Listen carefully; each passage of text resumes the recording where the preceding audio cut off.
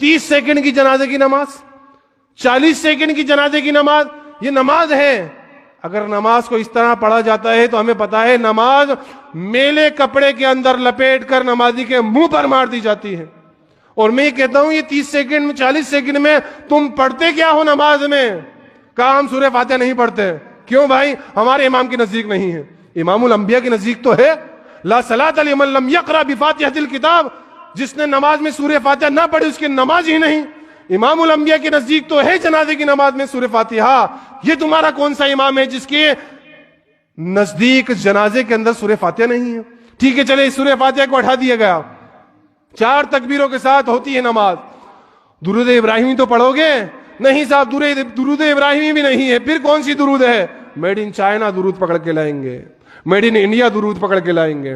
سب سے افضل درود جو پڑھا جائے نماز میں درود ابراہیمی ہے، جس کو پڑھے بغیر نماز مکمل نہیں ہوتی۔ اپنے مردوں کو درود ابراہیمی پڑھ کے دفناؤ۔ تو درود ابراہیمی غائب، سورہ فاتحہ بھی چلی گئی، اب نماز چاہے 10 سیکنڈ میں ہو چاہے 30 سیکنڈ میں، کیا فرق پڑتا ہے؟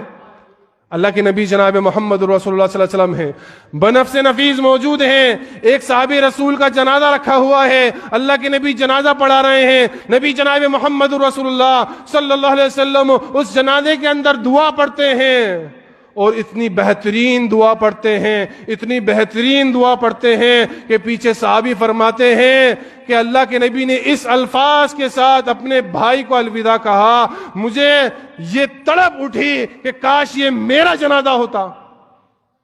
آج یہ تصور ہی نہیں ہے، کیا پڑھ رہا ہے وہی پتہ نہیں ہے، تو کون کہے گا کاش میرا جنازہ ہوتا؟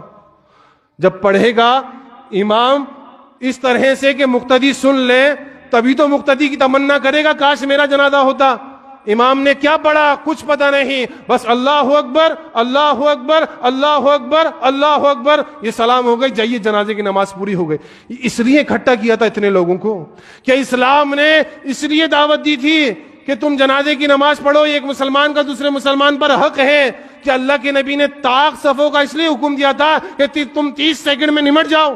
نہیں، اتنا اہتمام جو کیا گیا ہے کہ طاق صفیں ہوں گی، اور 40 مواحد جس جنازے کی نماز میں شریک ہو گئے اللہ اسے معاف کر دے گا۔ وہ اسی لیے کہا گیا ہے کہ اس کے لیے دعا کا اہتمام کیا جائے، اچھے طریقے سے اس کی نماز کو پڑھایا جائے، بہترین الفاظوں میں جو نبی جناب محمد رسول اللہ صلی اللہ علیہ وسلم سے ثابت ہیں، ان الفاظوں میں اس کے لیے مغفرت مانگی جائے اللہ سے، تاکہ پیچھے کھڑے رہنے والے کے ذہن میں آئے کہ میں بھی اپنے امام صاحب سے کہوں کہ امام صاحب میں مر جاؤں تو آپ ہی جنازے کی نماز پڑھانا، کم سے کم سورہ فاتحہ تو ہوگی، دعا تو